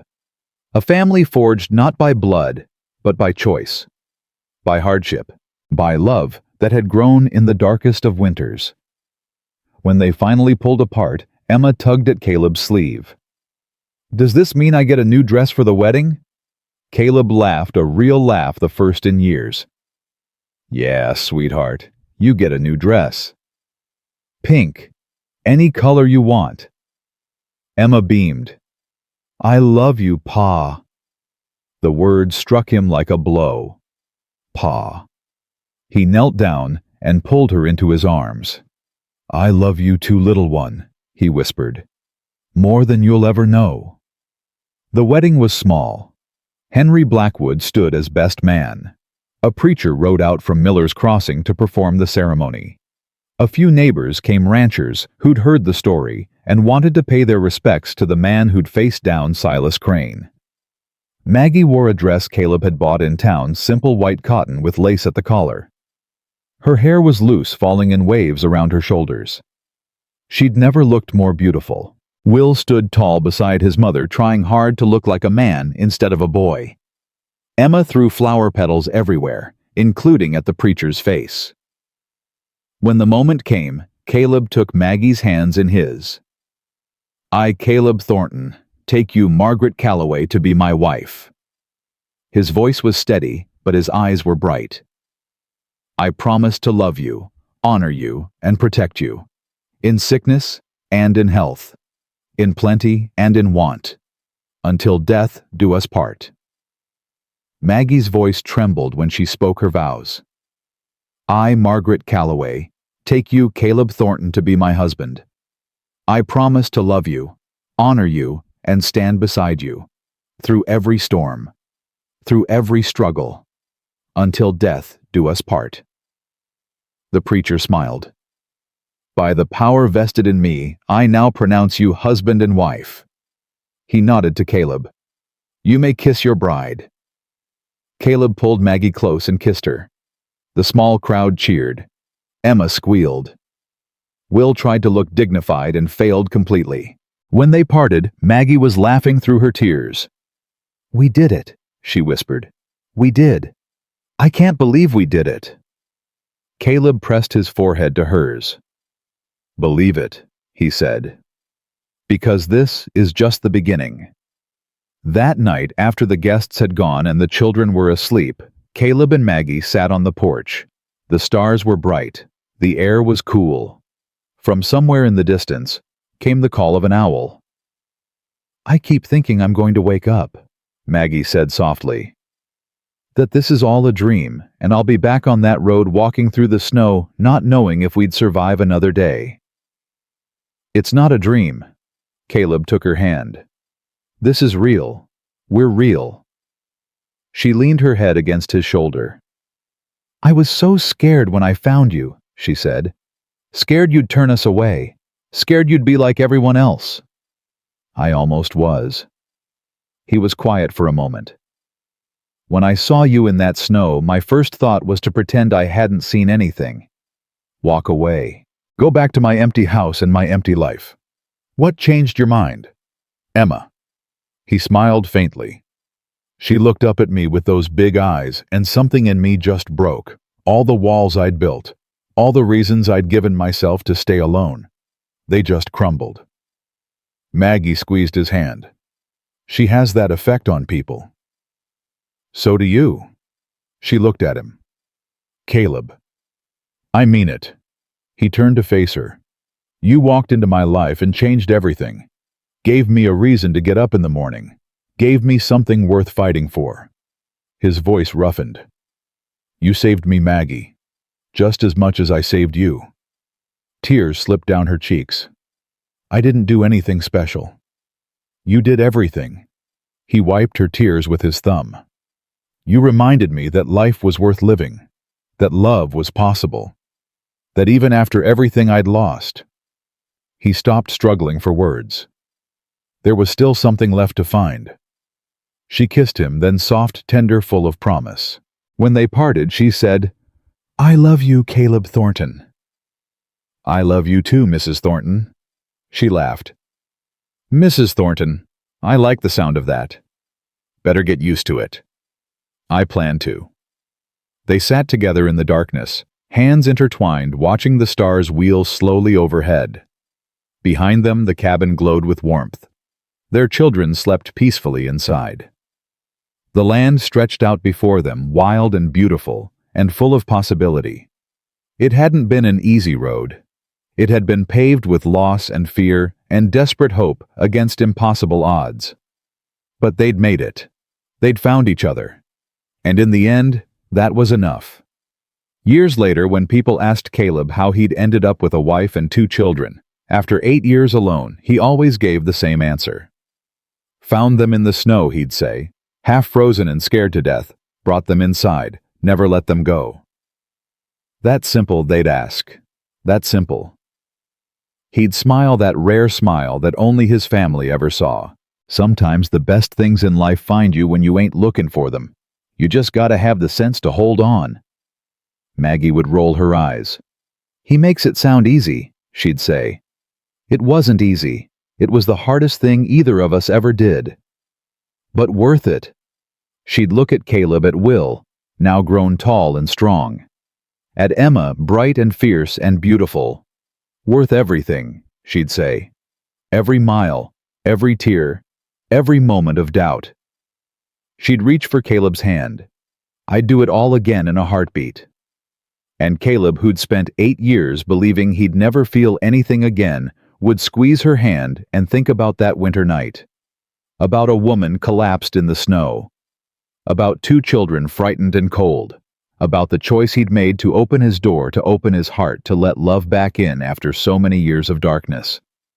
He'd think about all of it, and he'd know with absolute certainty that he'd made the right decision. Because in the end, family wasn't about blood. It was about choice. It was about standing up when it would be easier to turn away. It was about saying, "Come here, all of you," and meaning it with every fiber of your being. Caleb Thornton had been alone for 8 years. But he would never be alone again. And that, more than anything else, was the truest kind of happy ending. Not a fairy tale, not a fantasy. Just 2 broken people who found each other in the darkest winter of their lives and chose to stay.